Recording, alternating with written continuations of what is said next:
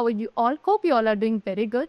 Today students, we are going to start a new chapter of class 7, which is chapter number 11 about reproduction in plants. All living organisms have character to produce new individuals from their parent, and this is called reproduction. Reproduction is necessary to continue the life because living things die also, and there are various modes of reproduction. So students, सभी living beings के पास एक feature होता है कि वो अपने जैसे new individuals को प्रोड्यूस कर सकते हैं, एंड इस प्रोसेस को कहा जाता है रिप्रोडक्शन प्रोसेस. ओके, रिप्रोडक्शन क्या है? रिप्रोडक्शन एक ऐसा प्रोसेस है जिसके थ्रू लाइफ कंटिन्यूड रहती है, बिकॉज लिविंग थिंग्स एक दिन क्या होते हैं, दे ऑल्सो डाई. सो अगर सभी लिविंग थिंग्स डाई हो जाएंगे, मर जाएंगे, आप उनके थ्रू कोई न्यू लिविंग बींग्स प्रेजेंट नहीं होंगे, सो लाइफ का एंड हो जाएगा. सो लाइफ की कॉन्टिन्यूटी को मेंटेन रखने के लिए reproduction is necessary.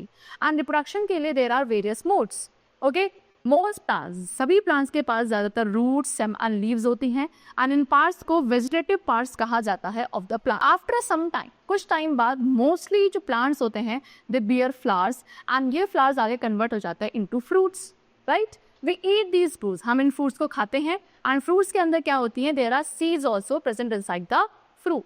These seeds, ये सीड्स क्या होती हैं, जर्मिनेट होती हैं, एंड क्या बनाती हैं, they form new plants. These seeds, ये सीड्स जर्मिनेट होकर न्यू प्लांट्स बनाती हैं, एंड जो फ्लावर्स होते हैं वो मेजरली रिप्रोडक्शन प्रोसेस को परफॉर्म करते हैं इन द प्लांट्स, और we could say the flowers are the reproductive part of a plant. अब एक फ्लावर आपका, it could be either male part और द फीमेल पार्ट, और both male and female part. एक flower के अंदर एक मेल पार्ट भी हो सकता है, फीमेल पार्ट भी हो सकता है, और it could be both the part present in the single flower. ठीक है, now there are several ways. अब सेवरल वेज हैं जिसके थ्रू प्लांट्स अपने ऑफस्प्रिंग को प्रोड्यूस करते हैं, एंड इन सेवरल वेज को मेजरली 2 कैटेगरीज में डिवाइड किया जाता है. Number 1 asexual reproduction and the other is sexual reproduction. Okay, first of all we have asexual reproduction. So in asexual reproduction, new plants are obtained without production of seed or spores. ठीक है, asexual reproduction में new plants को क्या seed या spores के production के बिना ही produce किया जाता है. Okay, now there are various types of asexual reproduction. अब asexual reproduction के भी various types होते हैं. Number 1 we have binary fission. Binary fission क्या है? ये एक काफी common method है asexual reproduction का. इस method में क्या होता है, एक organism divide हो जाता है into 2 individuals. Okay, एंड ये जो मेथड है रिप्रोडक्शन का काफ़ी कॉमन है in the bacteria and some algae and fungi. And this method, इस मेथड में the organism divides itself into almost 2 equal half. Organism अपनी बॉडी को ऑलमोस्ट 2 इक्वल हाफ में डिवाइड कर लेता है, एंड इनके अंदर जो न्यूक्लियस है वो भी 2 पार्ट्स में डिवाइड हो जाते हैं, and then each of the 2 parts, फिर हर एक पार्ट जो है जो डिवाइड हुआ है, it grows into full size. Okay, you can C in this picture, यहाँ पे ये सिंगल इंडिविजुअल था जिसने क्या करा, अपनी बॉडी को धीरे धीरे इलांगेट स्ट्रेच करना शुरू करा, एंड फिर ये क्या हो गई, आपके 2 पार्ट में इस तरीके से स्ट्रेच हो चुका है, न्यूक्लियस भी डिवाइड हो चुका है, एंड देन इसके थ्रू आपको 2 इंडिविजुअल्स मिल गए. Next we have vegetative propagation. Vegetative propagation भी एक एसेक्सुअल रिप्रोडक्शन का टाइप होता है, जहाँ पे न्यू प्लांट्स को उनकी रूट, स्टेम, लीव्स या बर्ड्स के थ्रू प्रोड्यूस किया जाता है.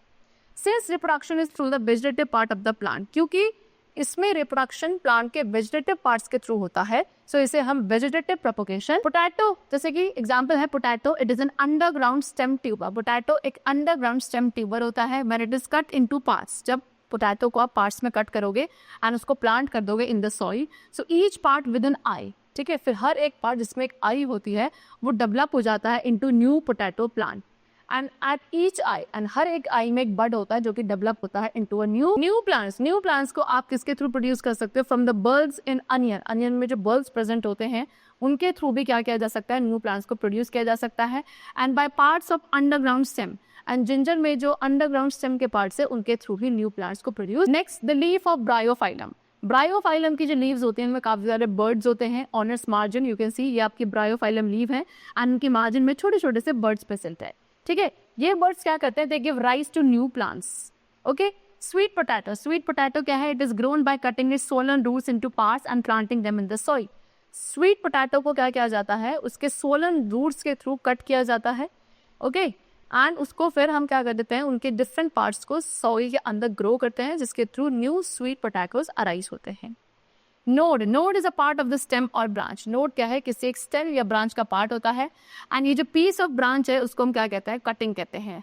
एंड इस टाइप ऑफ कटिंग को जो कि आपके रोज में होती है उसके थ्रू हम क्या कर सकते हैं, न्यू प्लांट अराइज कर सकते हैं। You can see this is the stem cutting of the. Next is budding. Budding क्या है, in budding a new organism called a bud grown in the form of a bulb like projection from the parent organism. So budding में एक new organism जिसको आप बड कहते हो, okay, ये एक बल्ब जैसे प्रोजेक्शन के फॉर्म में ग्रो करने लगता है फ्रॉम द पेरेंट ऑर्गेनिज्म। तो उसके बाद बड ग्रो करता है एंड इवेंचुअली आपका ब्रेक हो जाता है away from the parent plant. Then we have yeast. Yeast produces by budding. Yeast भी आपका बडिंग के थ्रू प्रोड्यूस होता है।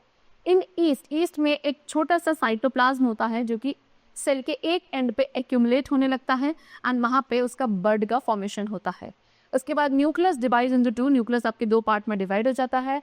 वन ऑफ देम, उनमें से एक पार्ट आपके बर्ड के अंदर एंटर करता है एंड ईस्ट में बर्ड फॉर्मेशन आपका काफी रैपिडली होता है to form a chain of yeast cell. Rapidly cell का क्या होगा, आपका बर्ड्स का जो फॉर्मेशन है काफी रैपिड रेट पे होता है एंड उससे एक चेन बन जाती है ईस्ट सेल की if the supply of nutrition is. Next we have fragmentation.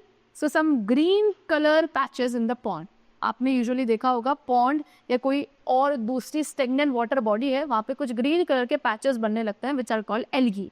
Okay, blooming in the presence of water and nutrients. So water and nutrients की प्रेजेंस में ये ब्लूम करते हैं, एल्गी ग्रो करते हैं and multiply rapidly by the process of fragmentation.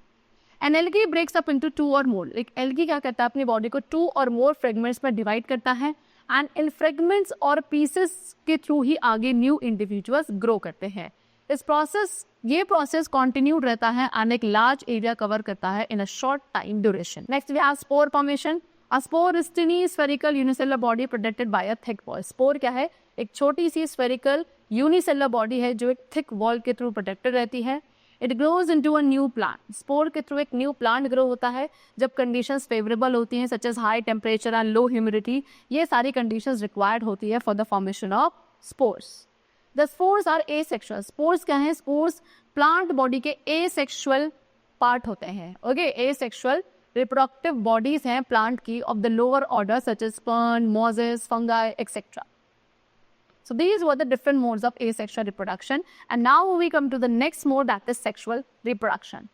So most animals and plants reproduce by sexual reproduction. ज्यादातर सभी plants and animals sexual reproduction के थ्रू reproduce करते हैं।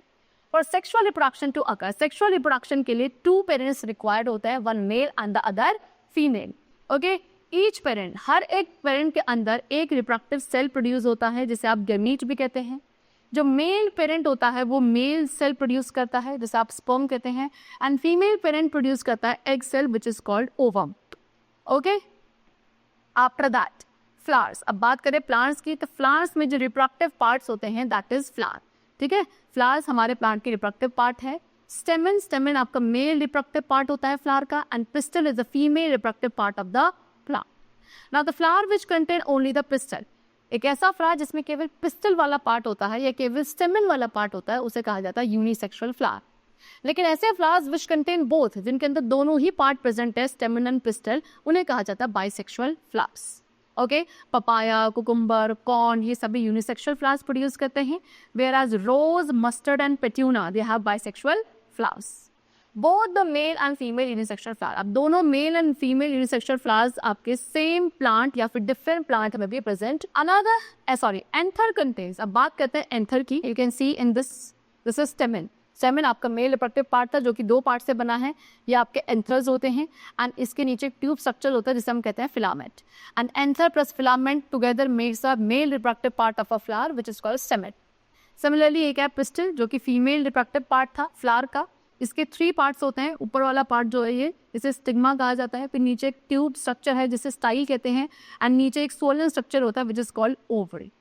Okay, so anther contains, anther के अंदर pollen grains होते हैं जो कि मेल गैमेट्स प्रोड्यूस करते हैं एंड पिस्टल में stigma, style and ovary present होता है। ओवरी के अंदर 1 और मोर ओव्यूल्स होते हैं। फीमेल गैमीट और जो एग है वो ओव्यूल के अंदर ही बनता है एंड इन सेक्सुअल रिप्रोडक्शन में एक male and female gamete fuse होकर क्या बनाते हैं, जाइगोट बनाते हैं। Next we have pollination. For fertilization to occur, fertilization होने के लिए pollen grains must first be transform from the stamen to the stigma of the pistil. So fertilization होने के लिए जो पॉलन ग्रेन्स हैं उनको स्टेमेन से पिस्टल के स्टिग्मा वाले पार्ट तक ट्रांसफर करना सबसे पहले काफी नेसेसरी होता है। And the process of transference of pollen grains, and जो ये प्रोसेस होता है जहाँ पे पॉलन ग्रेन्स ट्रांसफर होते हैं from the anther to stigma, this process is called pollination. Okay, pollination के लिए कुछ फैक्टर्स रिस्पॉन्सिबल होता है जिसके थ्रू ये पॉलिनेशन होता है, like wind, water and pollen grains are carried to the stigma of either the same flower और of a different flower of the same kind. ठीक है, अब ये पॉलन ग्रेन्स क्या आपके या तो स्टिग्मा तक, सेम फ्लावर के स्टिग्मा तक ट्रांसफर किए जाते हैं जिसे आप सेल्फ पॉलिनेशन कहेंगे, और अगर वो किसी दूसरे टाइप सेम काइंड के डिफरेंट फ्लावर पे ट्रांसफर होता है तो उसे हम क्रॉस पॉलिनेशन कहते हैं। When insect visit flowers, जब इंसेक्ट्स फ्लावर्स पर जाते हैं नेक्टर कलेक्ट करने के लिए, सो वहाँ पे पॉलन ग्रेन्स जो एंथर में प्रेजेंट है वो इंसेक्ट बॉडी पे स्टिक हो जाते हैं, एंड उसके बाद जो ग्रेन्स हैं they get rubbed of when the insect visit other flowers to reach the. Next we have fertilization. The stigma of each flower secretes the liquid containing sugar. अब हर एक फ्लावर का जो स्टिग्मा वाला part है वो एक liquid produce करता है जिसे आप शुगर कहते हैं। ओके, एंड पॉलन ग्रेन्स इसी लिक्विड के थ्रू रिस्पॉन्ड करना स्टार्ट करते हैं and they start growing. After pollination, pollination के बाद एक थिन ट्यूब होती है जिसे हम कहते हैं पॉलन ट्यूब, एंड ये पॉलन ट्यूब ग्रो करती है down from the pollen grain through the pistil. Okay, the pollen tube, अब ये पॉलन ट्यूब ही है जो मेल सेल को लेकर जाती है। It grows until it reaches the ovule, यानी तब तक ग्रो करती है जब तक ये ओव्यूल तक जाती है और वहां जाके ये एंटर हो जाती है। द मेल सेल, इसके बाद मेल सेल ओव्यूल के अंदर जाता है एंड एग के साथ फ्यूज होकर बनाता है जाइगोट, एंड इसी प्रोसेस को कहा जाता है fertilisation process. Next we have fruits and seed formation. So after fertilization होने के बाद ovaries grows into a fruit. Ovaries आपके fruit में grow होती है and जो बाकी part है of the flower they fall off. The fruit क्या है? Fruit आपकी ripened ovary है. Seeds ovules के अंदर develop होते हैं and seeds फिर आपके क्या करते हैं, embryo इनके अंदर enclosed होता है in a protective seed as the seeds from the ovary begins to swell. अब जैसे जैसे इस ओवरी के अंदर जो seeds swell होना स्टार्ट करती हैं इन द टाइम, वो क्या बन जाती हैं, फ्रूट बन जाती हैं। एंड फ्रूट एक्चुअली में एक डेवलप्ड ओवरी है। कुछ फ्रूट्स होते हैं जैसे कि मैंगोज एंड एप्पल्स जो कि स्वीट एंड जूसी फ्रूट्स होते हैं, कभी कभी ये हार्ड हो जाते हैं, वुडी हो जाते हैं, जिसके थ्रू क्या बना लेते हैं, अपने चारों तरफ एक नट शेल बनाने लगते हैं। एक फ्रूट के अंदर वन और more seed present. Next we have dispersal of seed. A plant produce a large number of seed. एक प्लांट काफी लार्ज नंबर ऑफ सीड्स को प्रोड्यूस करता है। If all these fall below the plant and start growing, they will not get enough space, water, minerals and the sunlight. That's why they will not grow to be healthy plants. And अगर सारी की सारी seeds below the parent plant he fall करती हैं, so वो वहीं पे grow करना start करेंगी। And क्योंकि overcrowding होने की वजह से उनको क्या enough space, water, minerals and sunlight नहीं मिलेगी, जिसकी वजह से काफी सारी seeds हैं जो कि healthy plants में grow नहीं हो पाएंगी। Seeds and fruits. A plant के seeds and fruits को क्या wind, water and minerals के थ्रू carry away किया जाता है। सीड्स ऑफ कॉटन, कॉटन की जो सीड्स है उनमें टिनी हेयर प्रेजेंट होते हैं सराउंडिंग देम, जबकि आपके जो मैपल सीड है उनमें विंग्स होते हैं अटैच टू इट। एंड ये अडेप्टेशंस हेल्प करती हैं सीड्स को to be carried by the coconut seed. अब कोकोनट सीड में क्या होता है, it has a thick coat of fibre. Coconut seed के बाहर एक थिक कोट होती है फाइबर की जो अनेबल करती है it to float in water, जिसके थ्रू वो वाटर में फ्लोट कर सके। द लोटस फ्रूट के अराउंड क्या होता है, एक स्पॉन्जी पार्ट होता है जो अनेबल करता है इट टू फ्लोट। प्लांट्स जितने भी वाटर के पास ग्रो करते हैं एंड उनकी जो सीड्स होती हैं they are carried to far off places by the water only.